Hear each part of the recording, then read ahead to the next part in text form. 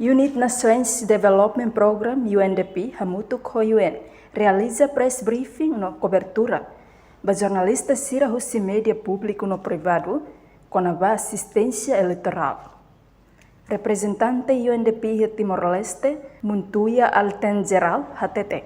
Objetivo principal husi media briefing maka foi informação compreensível litan ba media sira com a saída mak UN o Programa Nações Unidas para Desenvolvimento PNUD foi apoio a Timor-Leste nesse processo. Atividade nerasi kalau ia sala konferensi Kofi Annan kai kolidili quinta-feira lorong hat fulang maio tinan rihun rua renolores sentolo. Objetivo principal se media briefing ida ohinia hari se matene kata UN namos PNUD objetivo ida ne atu for informação ba compreensível itang ba ita bolsira kona ba apoio saída dei maka Nações Unidas namos PNUD for ba apoio ba Timor-Leste ni processo.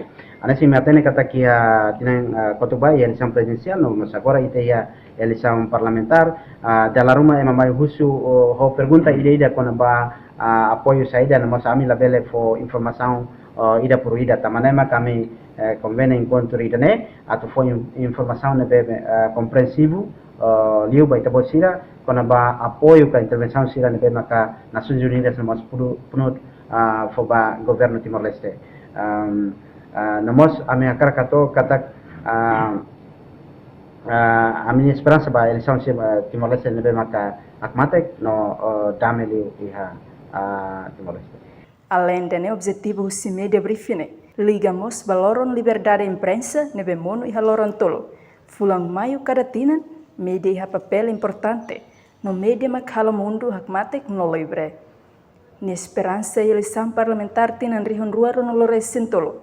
Situação continua hakmatek no dame iha Timor-Leste. Entretanto, representante UNDP nemos sente contente no agradece ba media sira ni serviço durante ne tamba media makhalo mundo ne hakmatek no libre. Lihusi sira ni informação ne sira pública lor-lorong.